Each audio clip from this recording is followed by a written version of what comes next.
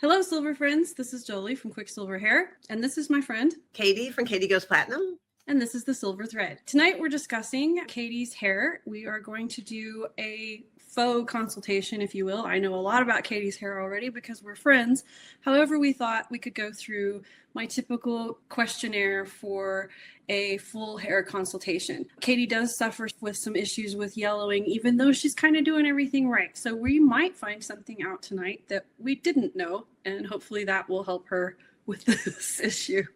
So Katie, tell me a little bit about what's going on. Okay, as you know, I love my silver hair. I'm very happy with it, even though it looks a little, unkempt today. I didn't do much with it, but I love it. I think very good care of it. I use products with all the correct ingredients. I have very hard water at home, so I have a shower filter on my shower head that I use to try to filter out the impurities. I cover my hair every time I leave the house. I do all these things, and yet I still get yellowing, especially on the ends. Okay, so that is part of my questionnaire. Sometimes I do these consultations and I am not looking at the person. We'll do it just over the phone. So some of my questions have to do with me not being able to see somebody.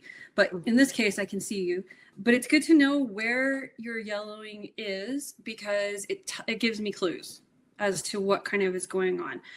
When you have yellowing, like say just central to the top of your head, often that is sun damage or water damage, where the water from your shower head, you lean back and that's the first place that you hit your hair with water. That can often be seen with yellowing just around the crown area. Often when your hair is yellowing at the ends and you have longer hair, it's oxidative stress. However, it can be a combination of things. So we're going to go ahead and keep going with that. I'm going to be taking my glasses on and off. I hope that doesn't bother everybody. So you were saying that it's at the ends. It's mainly at the ends. And then sometimes I also wonder how much of it is just my natural brown hair coming through. My natural hair was dark brown, almost black, and you can see it here. I see what looks to me like a lot of yellowing, but it seems it's also like warm brown tones. I don't remember what my hair looked like because it's been so long since I dyed it. And then you dyed your hair a cool black, right? I dyed my hair a very dark brown, almost burgundy sometimes because I like to have that extra red in there.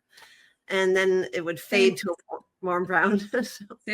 So you bring up an interesting point that with your white hair, it's reflective, right? So it's going to reflect colors around it, including your own darker hair.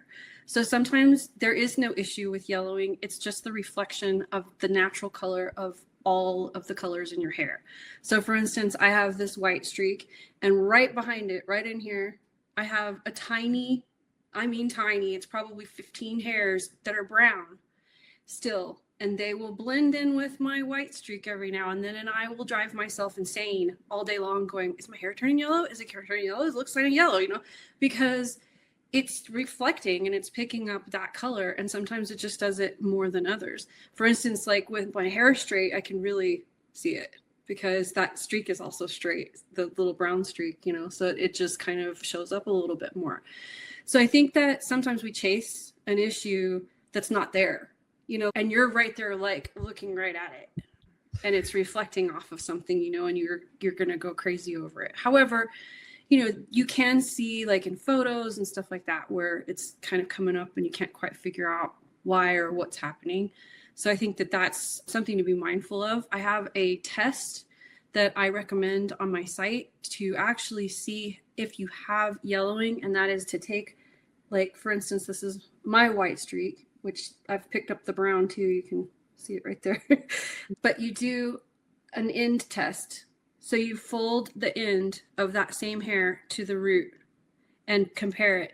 Now, right now in here with these lights and a warm window shining on me, I can't see that. I can't see, but in a north window, in a north facing window, you're going to get the coolest light. So if you can go to full day sun, a north facing window with a little mirror, and fold that hair up and see what you've got going on, you can get a true idea of whether you've actually got yellowing at the ends of your hair or not. Because if your white roots are showing and they look really white, you'll be able to tell by comparison.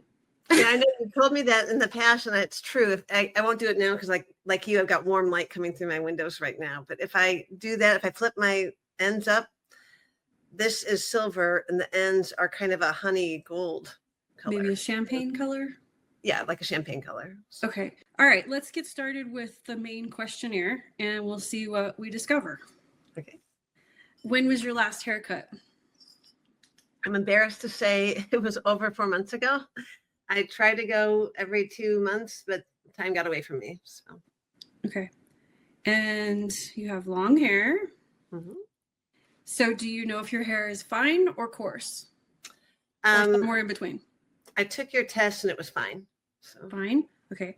So just for reference for those watching, when we talk about fine hair or coarse hair, we're talking about the actual diameter of a single strand.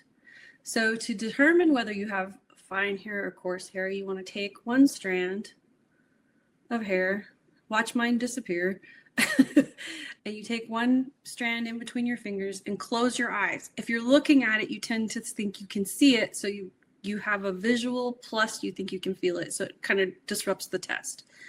But if you close your eyes and feel between your fingers, if you can feel the hair distinctly like a thread, you have coarse hair.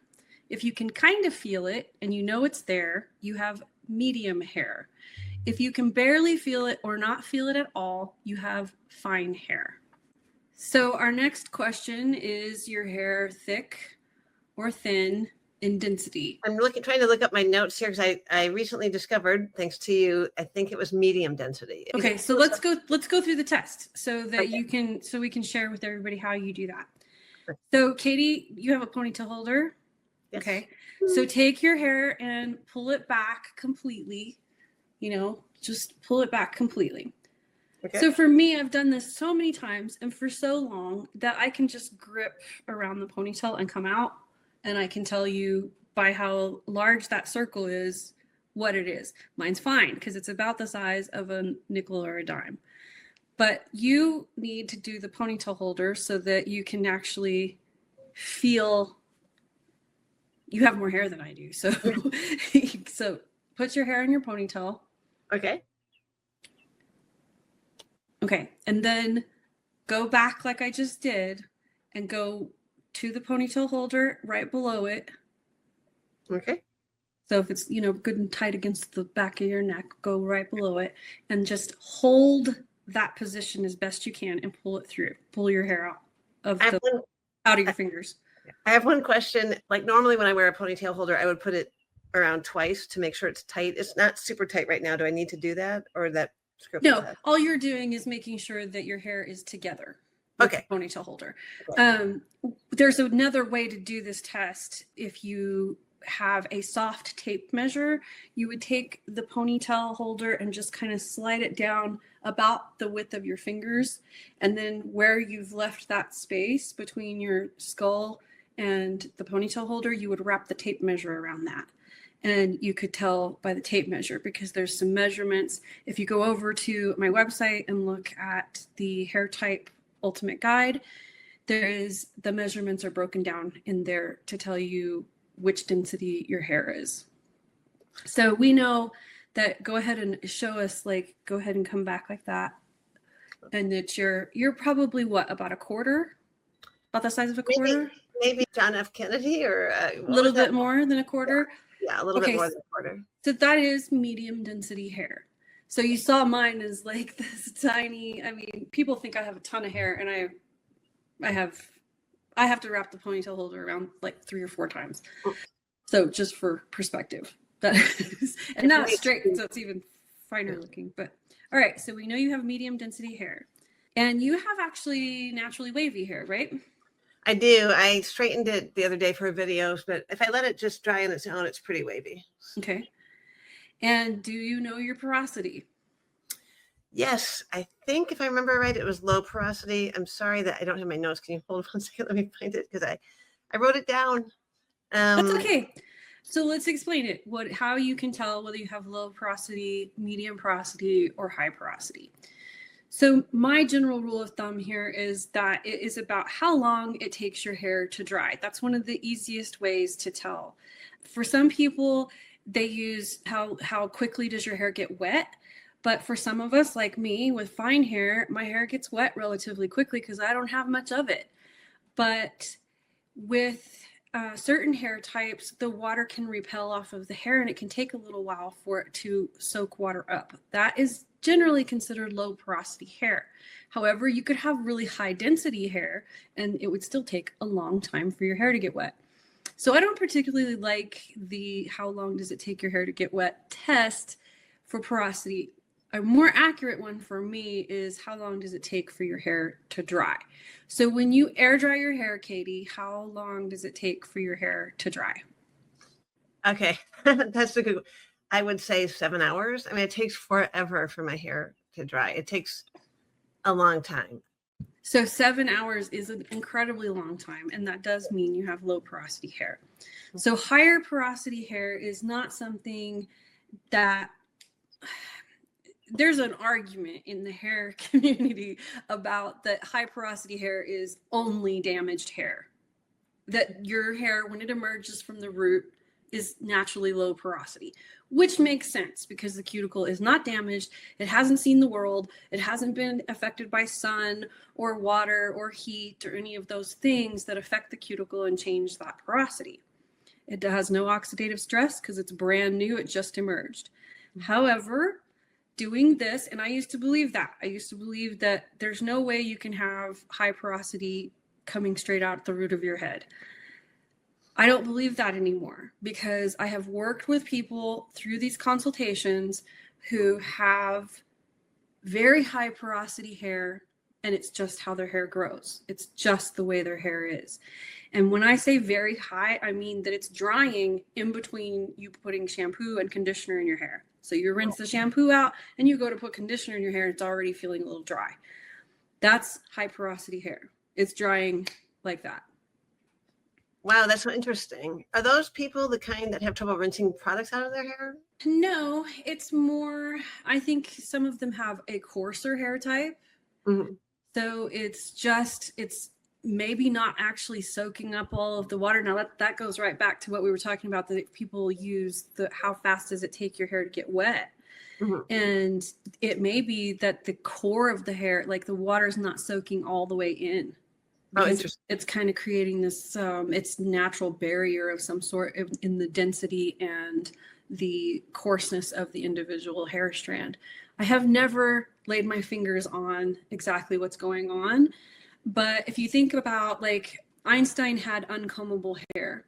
There's hair that emerges from your head, and it, certain genetics, certain problems can arise that are to do with the follicle and the health of the follicle. So I think that, all things are actually possible, and we can't just rule out and say all silver hair is low porosity, which is what I used to believe, and it's not true. And then the next issue is that what you might notice when your hair is air drying is that the ends of your hair dry very quickly compared to the rest of your hair. And that is that from about here, the porosity changes. Your hair is getting older and drier and more porous. So as that happens, the porosity has become medium and sometimes can get to high depending on how much, sun damage it has, how much, like if you swim or certain things like that. So it can raise the porosity with environmental damage, oxidative stress. There's a myriad of things when it comes to long hair that can cause the ends to become medium porosity. So there are times in my life when, if I haven't been really hyper-focused on caring for the lengths of my hair, that it can get higher porosity. The ends, definitely.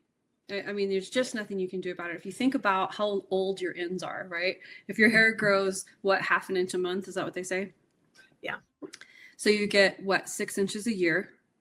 Mm-hmm. So if you go this year, the year before that, the ends of your hair, like my ends are like from 2020, right? So it's kind of gross. It's old hair. And it's dead. I mean, yeah. It emerges from your head and it has no life force in it.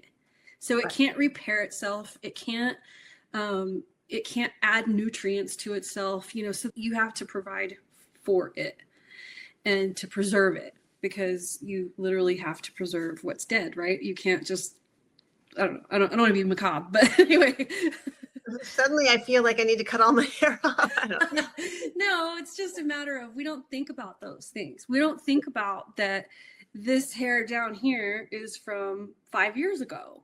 When you have really long hair, or 10 years ago. I've met women that have hair, down past their bum, and it's very old hair, and it has to be treated very differently.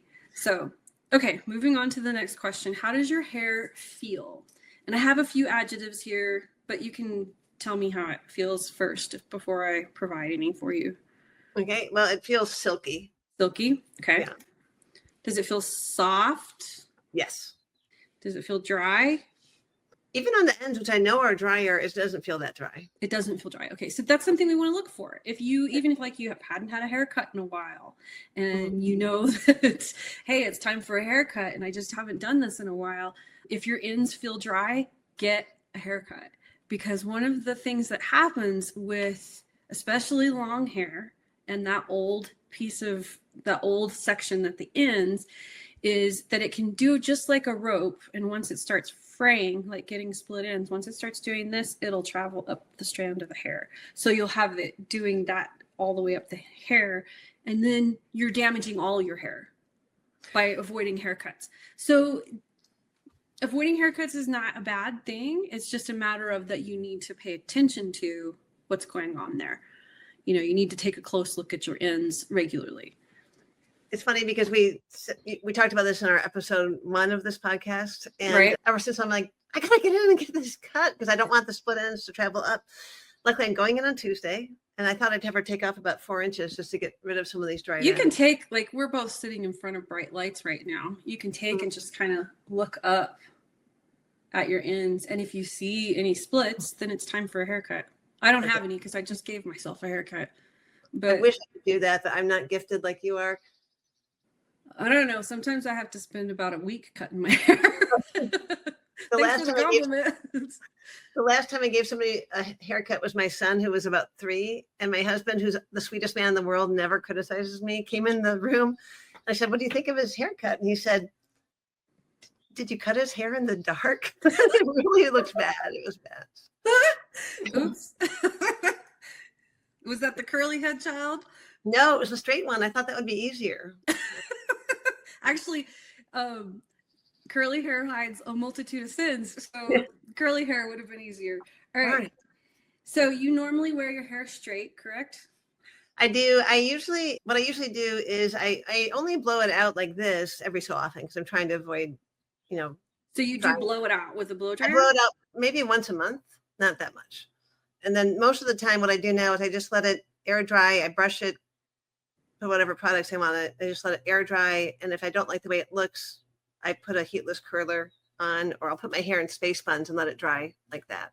For the most part, I can let my hair air dry now, which I couldn't when my hair was dyed because it was so frizzy. Okay. So air drying it, you are able to, it goes straight by itself, or you? It's still kind of wavy. It's not defined waves. Do you know what I mean? Like if I want it to look a certain way, I have to put a heatless curler in it.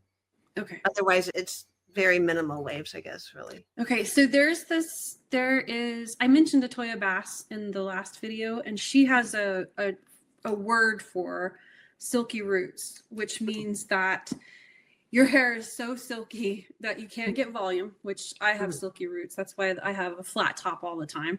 And I can dry my hair upside down. I can do all of the things to make all of the volume. And by the time the day is out, it is flat again. And that is the nature of silky roots. But silky roots aren't just at the root. If you have silky hair, it's soft and it tends to, weigh itself down. So what you're experiencing sounds very typical of a very loose, wavy person. If you're not focusing on making it wavy, it's dropping its pattern before the day is out because it has nothing to help hold that pattern in place. So that's where your struggle is with the hairstyles staying. For you need some real good hold power something that's really going to hold it. And that can cause yellowing if you're using too much of the wrong thing, like hairsprays and so forth that can, and I didn't see hairspray on your list of products. No, as you know, I have some sensory issues, so I can't stand the feeling of hairspray or gel. So I don't really use any styling products. Yeah. I use hairspray so often that today when I went to spray my hair with hairspray, the can was broken and it sputtered out. I realized that it was old and it had, like the propellant had died in it. And I was like, well, oops. So I lost how I styled my hair today because I didn't have any hairspray to hold it. But anyway, all right. So do you have any scalp conditions? No itching, no dandruff, nothing like that. Okay. No. So the reason I ask this question is that often people are using their scalp treatments and don't realize that it could be something that's contributing, because maybe you've had a scalp condition all your life and that's just something you've done all your life, right? And you just don't think about that it could be the thing that could be contributing to your hair changing color. So no scalp conditions. Any hair loss? As you know, I when I was going through skin cancer treatments last year, I got so stressed out, I lost a lot of hair at my temples. So it's coming back now because I'm using it. I can see you've got baby growth, baby hairs. Yeah. It's been coming back. That's fantastic. Yeah, I've been using that root rouser from Silvering, and it seems like it's really working, which is nice. Really? Yeah. Wow. Nice. Yeah. Baby hair. I may have to get some stuff from Alexis for it's Alexis, right? Yes. Yeah. I may have to get some of that from her for after my summer. Anyway, I keep going through all these things and I just keep having hair loss and hair loss and hair loss. I'm like, my goodness. Okay. So you are not experiencing any of that right now. No. And you have no dye remaining on your hair. Nope. How often do you wash your hair? I don't know why, but over the years, it's gotten less and less. When I was younger, of course, when you have all the hormones, I wash my hair once a week or once a day. Now I wash it once or twice a week, depending. So that's pretty normal, because after you go through menopause, the sebum production decreases on your scalp, so you're not as oily. So there's a lot of people that find that they can get away with washing their hair less often. I never had oily scalp. I've always had dry scalp. So what ends up happening to me is I start itching. So I have to wash just to stop itching. I have to get some conditioner back on my scalp because my scalp is all dried out. So it does change for women, especially between the ages of 40 and 60. It starts to change at about 40 and it changes again at 60. So you may find that you'll be washing your hair even less. Actually, that would be great because it takes so long to dry that I don't love it. You can only spend 1 day a week drying your hair. So 1 to 2 times a week is what you said, right? Okay. Do you swim? Only in the summer, but obviously I haven't really swum since last summer. Swam. Okay. And you swim in a chlorinated pool? Yes, I take your advice whenever I do that. I don't know if you want to share what you told me to do, but you've got great advice on that. So my advice on swimming is to wet your hair before you get in the water with, go through the shower in the gym or whatever that is attached to the pool, and wet your hair completely. That way your hair is already full of water and it doesn't naturally, you go in the water. If you go in the pool with dry hair, it will immediately, soak your hair with chlorinated water, and that chlorine will cling to your hair. You can also apply conditioner to your hair to help, protect it from the chlorine, or you can use an oil, like my squalane oil works really well. Our mutual friend, Joni, that is with us at the Silver Revolution, uses the squalane oil to coat her hair before she goes in the pool. Or she did. I don't know if she's still swimming like she was, but that was her method, was to use my oil and then put her cap on. So there's a couple of ways to deal with it, but the idea is that you do not want to dive into a swimming pool with dry silver hair because it will immediately grab everything in the water. Yeah, I'm so glad you told me that. And so now I'm always careful not to do that. All right. So I'm going to put rarely there, and that you properly, so we're not going to assume that it's swimming. If you swam every day, I might be kind of thinking that would be the issue. Okay, so you go out in the sun. How often? Well, as you know, I live in Southern California, and it's hard to avoid the sun here. Yeah. But I go out in the sun. Actually, it's embarrassing to admit it, but because I work from home and I'm working pretty much all day, I only probably go out in the sun twice a day, and I never got in the sun without a hat because I've got prone to skin cancer. And I also know that it can damage my hair. So it's always tucked up under, I put it in a bun, I put it under my hat. Okay. Yeah. So theoretically, you are protecting your hair from the sun, and you do use a product. I think you use the Seam blowout cream. Is that correct? Yeah, I use the Seam blowout cream. And if for some weird reason I'm not going to wear a hat, I spray the Coola Mist on top of my hair so that I have both of them in combination. Okay, so this is worth reiterating, is that the Coola Mist has UV filters for the hair and SPF for the skin. So it's great for those of us like myself who will get a sunburn in my part. You know, you want to spray it in your part line so that you get the sunscreen on your scalp. But you're doing that correctly. In my opinion, the best and most effective way to protect yourself from the sun is to cover yourself with a hat. They know, for instance, like at the skin cancer, what is it, skincancer.org or something like that, their recommendation is the best protection is to cover yourself completely with a hat and UV rated clothing so that you're actually covering your skin completely. I always tell you, I think I'm the crazy woman of the neighborhood because I have this giant hat, and I could be out there wearing an outfit that does not go with it. I don't care. I also have an umbrella that is, I don't know where it is. I usually keep it over here, but it's a UV, it's not for rain, it's for sun. So it's a UV protective. A UV filtering umbrella. Mm-hmm. So that's great. And that tells me that unlikely for it to be sun damage. All right. What kind of towel do you use to dry your hair? I use I think it might be one that you know about too, the Aquas hair towel. I can't remember what it's made out of, but it's microfiber. Microfiber. I wrap my hair in that for about 20 minutes before I let it dry. This is a strange question, but bear with me. Is your towel feeling rough? Yes. Okay. It's time to replace that towel. Okay. And I have a better suggestion for you than the Aquas, because that was a long time ago that I recommended that towel to you. And I really prefer, for low porosity hair in particular, I prefer a double ply t-shirt material towel.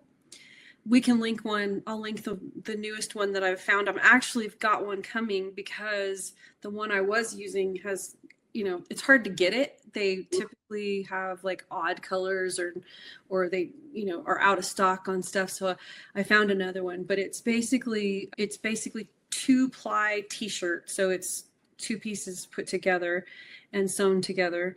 I find those to be the most effective. And then the t-shirt material is very smooth, right? So, and it doesn't get rough over time. It gets softer over time.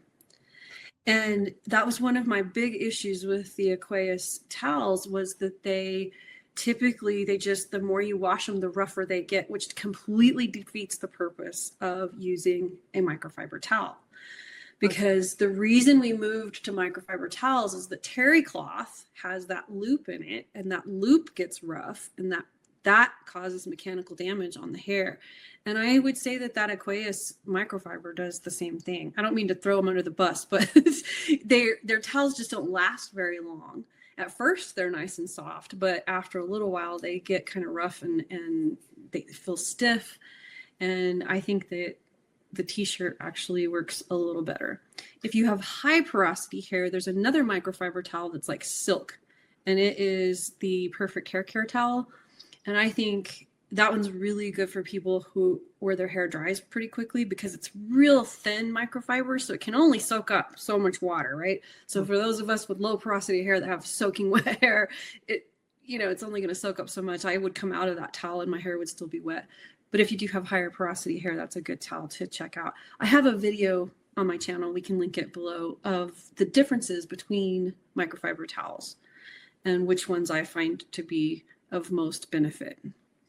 I'm so glad you said this, because you just reminded me, when I first went gray, I did have t-shirt towels I loved. And then when that one finally, kicks the bucket, if a towel can kick the bucket, they stopped making it. And I tried a couple others and I didn't like them. So I'm eager to try the one that you That's, I mean, I'm gonna probably going off topic here, but that is one of my biggest issues with towel companies is it's like they'll make this fantastic towel and then all of a sudden they disappear.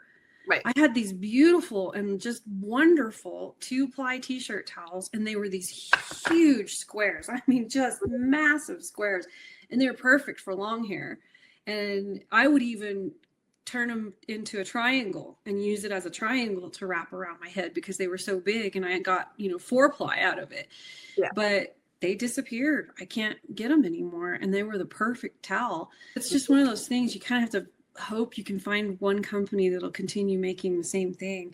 I did order a towel recently. I'll warn you, some of them, they're saying they're t-shirt material on Amazon, and they're really, really thin. Like I kind of went, I don't know that I could even wash my face with this, much less soak up any water out of my hair. That's something to be aware of. The double ply is the best, I think.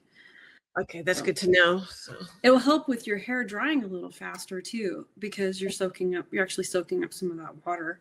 That'd be great. Okay, so that does bring me to a point about water. We're going to start talking about water next, which I know you have hard water. Do you know if it's well water or city water or? I'm assuming it's city water. I live in a suburb of LA. I'm pretty sure it's city water. Well, we live on bedrock. I don't think they could have a well here, even if they wanted to. So, unless there's a spring somewhere. Okay, you have hard water. Have you ever tested it to see how hard it is? No, I don't actually know how to do that. I would love to know. Okay, what I'm doing is I am searching your city, state, and the words water authority. Your water authority is public information. And so all of the water authorities have a website where you can go and look at things like how hard your water is. Okay. And hopefully I'm on the right one here. As long as it's not Colorado, because there's the same city name in both places. It says California. So okay. Let me see. Yeah, our water is so hard that I think some emergency sign will come up when you find it on there. Well, their website is not the most easy. So that is something that happens. You can search for your water authority and not be able to find it on their website because they aren't easy to navigate and user friendly.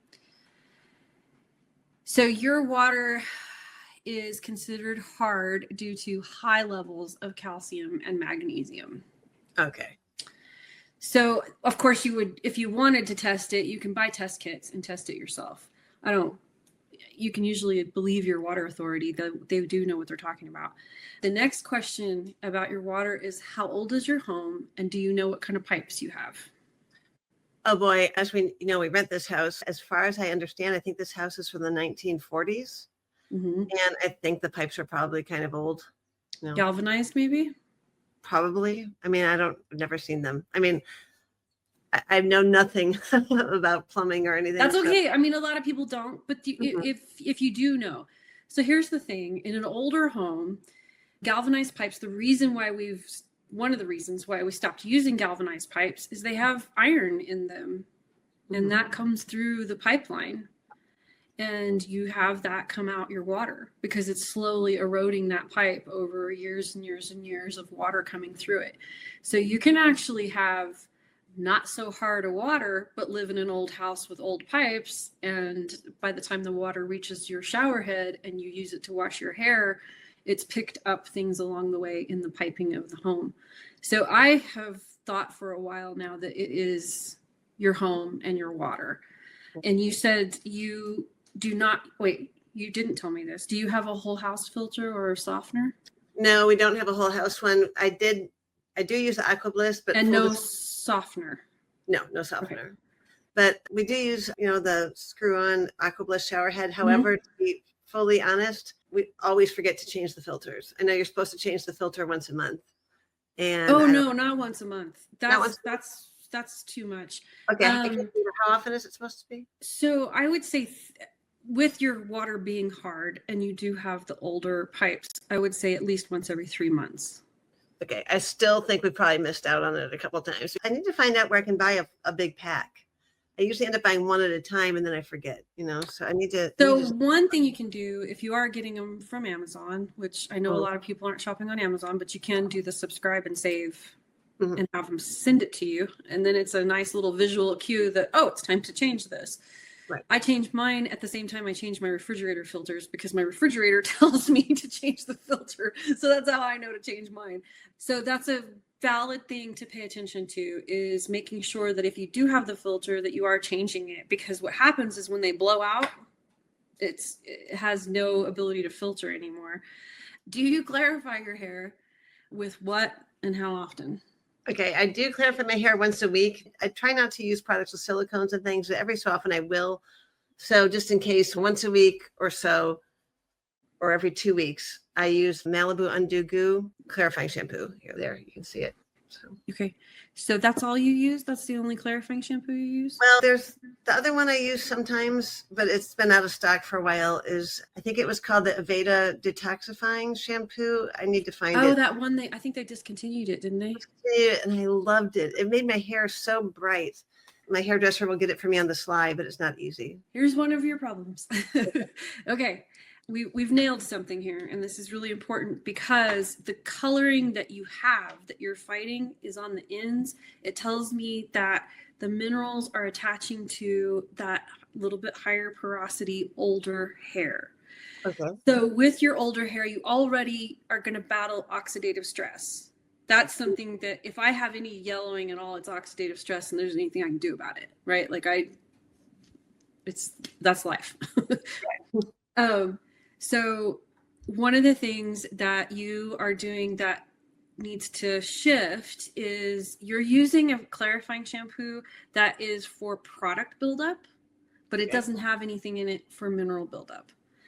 You've got mineral buildup. So, and I know that because you have hard water, you have these old pipes, you live in California. It's kind of like you just can't not have it.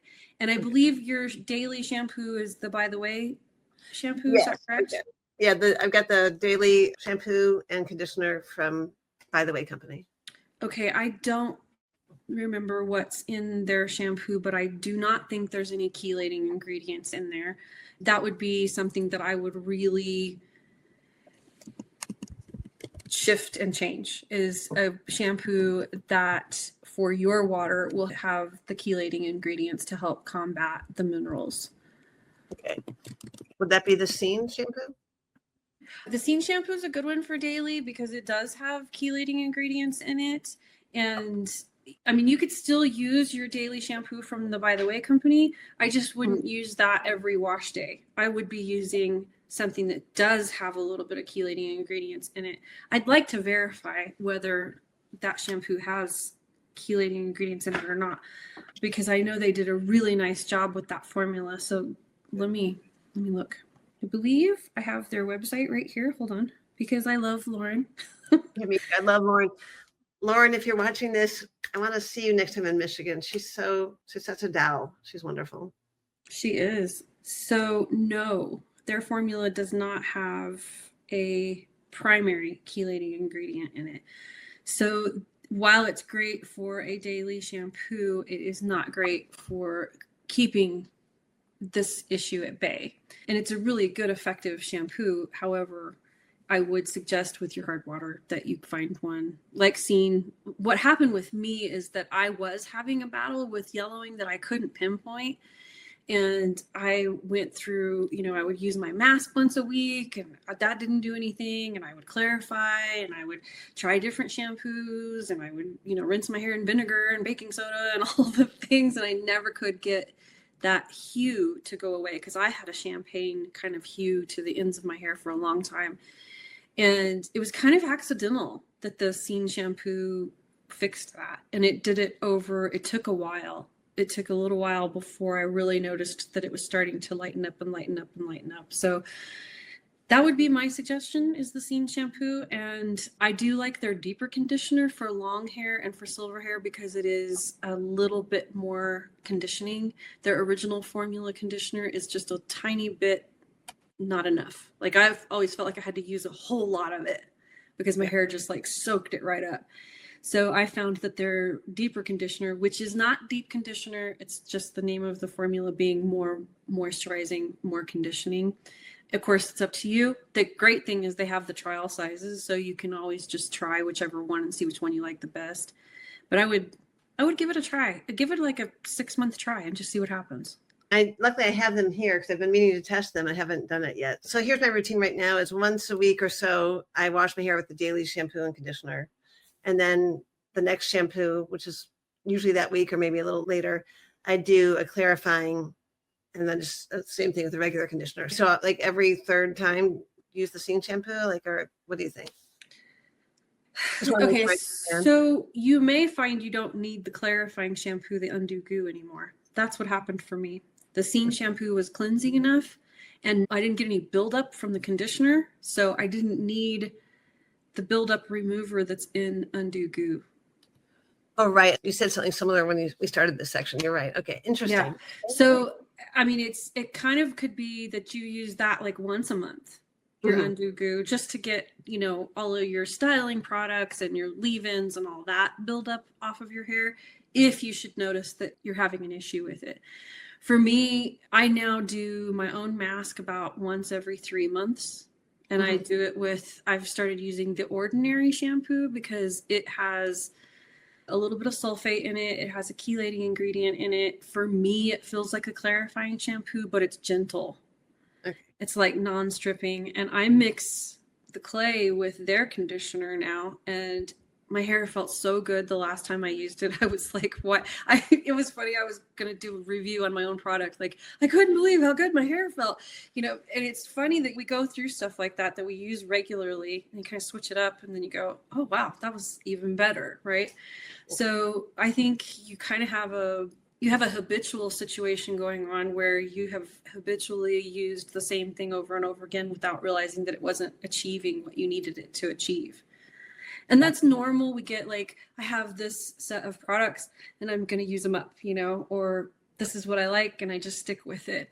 So I think that's probably the biggest issue you have. I typically go through a little bit more with this interview, and it covers medical issues, medications, some lifestyle things, you know, like, are you out horseback riding or motorcycle riding? And I know you don't do those two things, but is there anything else that you've suspected might be? Well, one thing is, as you were talking about how old our hair is, it was like, you know, in 2018, I went on a 65-mile canoe trip in Louisiana, and one of the places we stayed in this national park or state park had iron in the water, and when the water came out, it was brown. It was gross. And it smelled, and I was like, is it possible that I still have 2018 hair down here that's taking on the brownness from that? I wonder. You get your hair regularly cut. I do. So. Yeah, I don't think so. I don't think so. It's fun to blame it on something else. I doubt that, because that would be a little too old unless your hair was much longer and you were only cutting off a tiny little bit here and there, you know, through the years. So I would doubt that unless your hair suddenly went through some very slow growth stage that, like, it slowed way down and you just didn't realize it or something. But that's unusual. That's a very unusual thing to have happen. And you not notice it, you know. But I was trying to think of other activities and things. Everything I do, like I said, if I'm outside, I have a hat. So with like sudden changes, like all of a sudden you go, my hair was fine for years, and then all of a sudden it changed.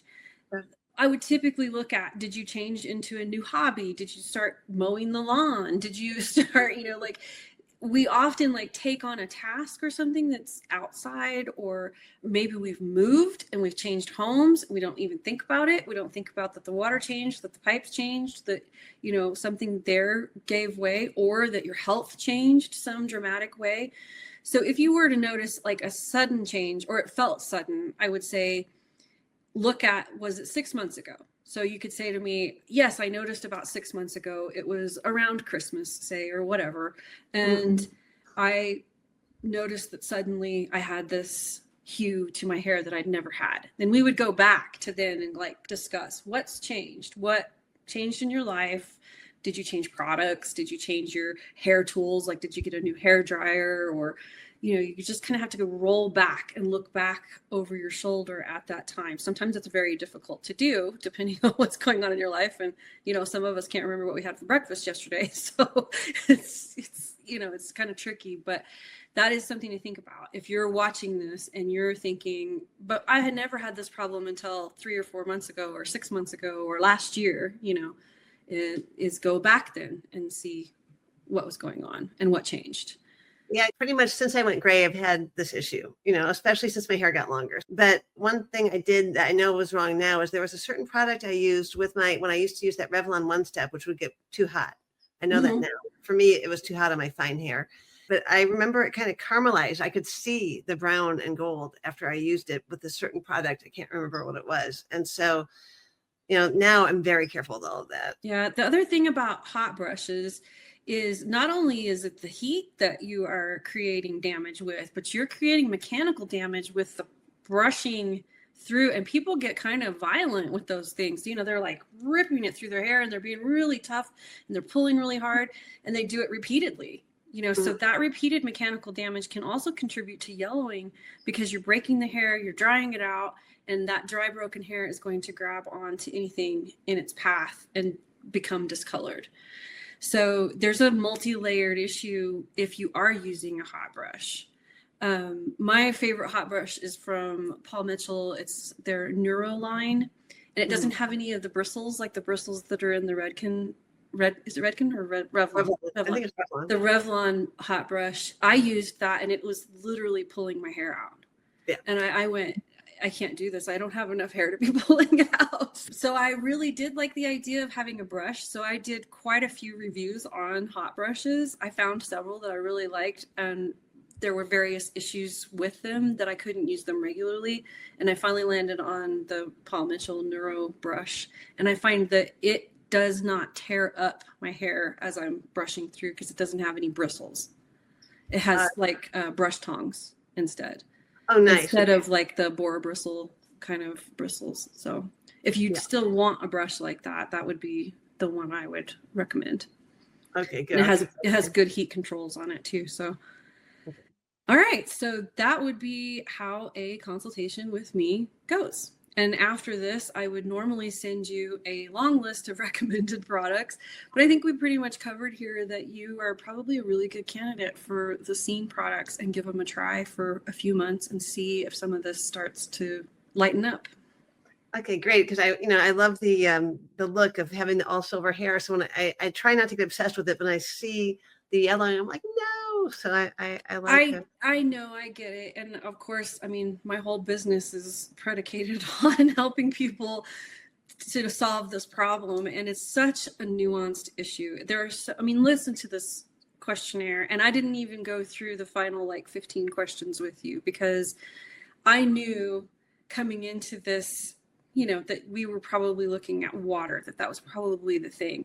And given that your hair takes so long to dry, you're leaving that water staying there for a really long time, right? It's not evaporating. So you look at I like to do the comparison of all fiber, no matter what type, is susceptible to water damage. So think about it from the perspective of setting a wet glass down on a piece of wood. That wood is fiber. And once that water goes in and creates that ring, you can't get it out. You can't pull it out. So you have to be really careful about your dry time. You might need to speed it up a little bit, with a better towel. And then, of course, dealing with the water issues that you have with where you live. But it's a really nuanced issue. There's so many layers. So that's true. And one thing I wanted to say, which I was meant to say earlier, is I think sometimes when I talk about yellowing on my blog or in my YouTube channel, sometimes people think they're thinking of people who have hair that's naturally blondish gray. There are people who have naturally yellowish. That's a good thing to talk about. I mean, and this is a really good place to talk about that. I have a little bit of brown still in my hair, so my hair can cast yellow in different light. It can, like I was talking about earlier, that little brown streak around my white streak can make my white streak look yellow. I can be standing in front of the window in my kitchen and I'll look down and think my hair is yellow because I live in a brown house and the neighbor next to me has a brown house, and the space between has sunlight coming through. So that window casts this really warm brown light. And so you can stand there and get obsessed about it.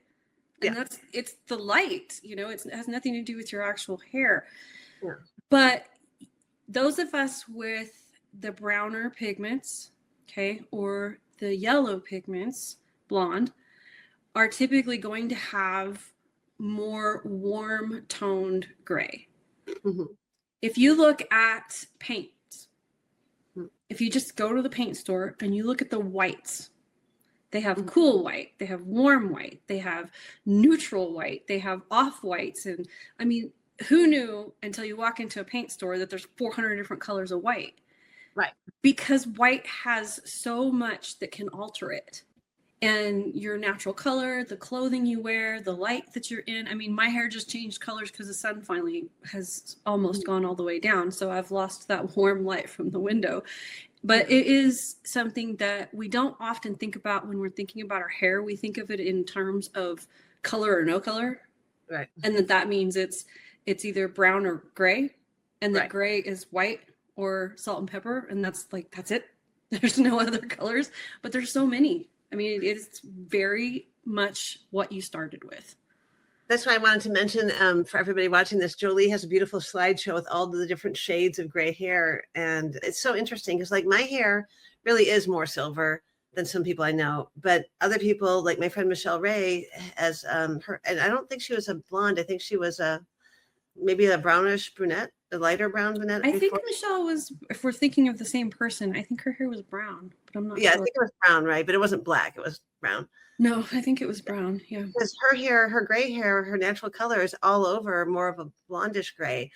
And she has people insisting to her face that her hair is not gray, but it is, it's just her version of gray is a little more blonde than other people's. So there's an explanation for this. Of course, I know what it is. Let me geek out for a second. All right. We have a few more minutes before we've hit our hour mark here. But okay, so there are two pigments that make up the color of hair. One is light and one is dark. The dark pigment makes up blacks and browns and darker reds. Mm-hmm. The lighter pigment makes up blondes and redheads. Mm-hmm. So depending on how much pigment you have of one or the other determines the shade of your hair, how dark it is or how light it is, and whether it has red tones or cool black tones. Okay. Right. So as we age, we think of pigment loss as all or nothing, that once you lose pigment, it turns white. Well, that's not necessarily true. You could lose the dark pigment in your hair and still have that lighter pigment that is the blonde or red. And guess what color your hair is going to look like? It's going to have a reddish tone or a yellow tone. So there's a lot of people that have red hair that their gray hair looks blonde because they've lost the shade of darker pigment that picked up all the red tones. Right. So they lose that darker shade. They lose that darker pigment first, and all that's left is that lighter blonder pigment, and their hair looks blonde. Yeah, it's so interesting how colors react against each other because I think I told you on one side of my head is, I can't remember now. I'm all screwed up today. One side of my hair is lighter than the other because I have fewer strands of dark hair underneath. Mm-hmm. So it makes it look whiter and the other side looks darker because I've still got a lot of darker hair under that, Yeah. So this pigment loss can happen all over your head. It can happen in sections. That's why we have streaks, or we have one part that's darker than the other. The nape is often the last to go. Like it kind of goes in this pattern like this, where it starts here and moves its way back. Some people have, a dark streak back here in solid white hair, just one dark streak at the crown of their head. I consider that kind of like birthmarks. Like it's like this mark that it will stay with you for a long time. It'll take the longest to actually fade out that pigment and turn completely white. And some people go their whole life with what maybe that streak or whatever will stay with them their whole life. My mother is 79 and her whole head is white, except for the very back of her neck is still this dark color. I love that. I like how unique it is. Like I've told you, I've been to some of these events in Los Angeles with a bunch of women with silver hair, using silver hair as a catch-all term for people with unpigmented hair. And that's what's so fun is, first of all, you've never seen such shiny hair in your life compared to everybody else because it doesn't dull like dark hair does, like dyed hair does. But also, you've got women with silver hair, you got women with white hair, you got women with just money what do you call it? The money pieces. Money pieces where they've got like white hair here and their natural hair is dark back here. Mm-hmm. Yeah, I just love seeing all the different patterns and shades. It's fun. Yeah, and I think this is a good point to make, is your hair color is your hair color. Right. And comparing it to somebody that has perfectly white hair and they've somehow miraculously managed to never have issues with yellowing or discoloration, it's like a unicorn. You know, you can't compare yourself to something that's almost mythical. Right. There's very few people that can have pure white hair and it be pure white and never have any issues. It's right. just, it's very difficult thing to navigate. So when I do these consultations, this is part of what I discuss, because I think it's important to understand that you can chase a problem and drive yourself crazy and spend a lot of money, and it might be your natural color. It might right. be that's what you're working with. There are some people that have health issues where it can actually turn yellow a couple of inches from the root. And it's actually the hair itself is turning yellow from the health condition, not from any external factor. So that one's a struggle. That one's really tough. That one does require you to decide whether you want to continue to have gray hair or if you would like to have it toned on a regular basis. That one's pretty rare. I only have seen that a couple of times throughout the 10 years that I've been doing this, but it's something that does happen, and it's just a natural anomaly. I don't really fully understand why it's happening. I don't think anybody really does. It's just something that changes with the hair as it has emerged from their head. You know, there's always something we all want to be perfect, or maybe that's just me because I'm a type A personality, but it's like you have this quest for perfection, and the best thing is just to try to live with what we have and be happy with what we have. You know? I mean, obviously there's the things that we would like to have control over, what, you know, and there's the ideal that we have in our minds. So then it's about compromising with yourself. What is the ideal thing for you? Right. You know, yep. My little oxidative stress tinge to my hair, that's fine. You know, like it's fine. And I get for you what your frustration was. I'm doing everything right. Like I have, you know, you kept thinking, I don't have heat damage. I don't have sun damage. I don't, you know, and it can be where you get kind of stuck in that loop about, I'm doing everything right. Why does this keep happening? Yeah. So I think that's what was driving me crazy, is like, I'm advising people too about this stuff. So like, why is this not working? So I'm so glad. What? Katie, we're real people, and we have these issues too. Yeah. You know, and I think that that's a fair thing to say.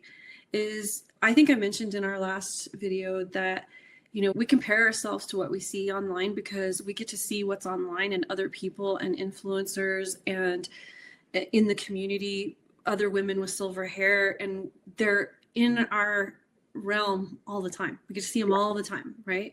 So it's easy to start comparing ourselves to that.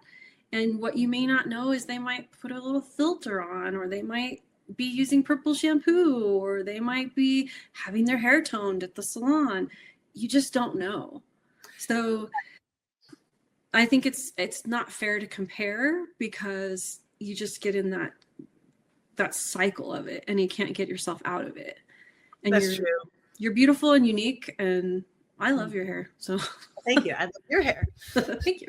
We look like twins today. We didn't mention that. We do.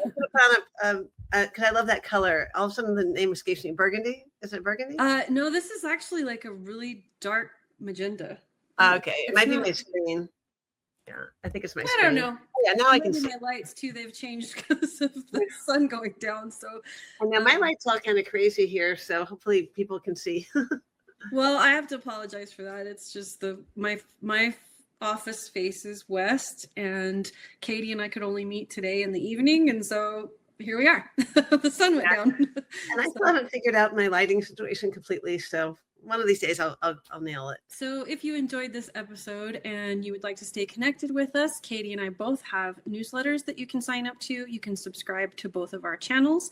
And if you really liked this video, give it a thumbs up. Share it. It'll help both of our channels, and it will help get this information out there to other Silver Sisters in the community. And thank you so much for being here with us. And if you have any ideas for what you would like us to talk about in the future, please put them in the comment section below.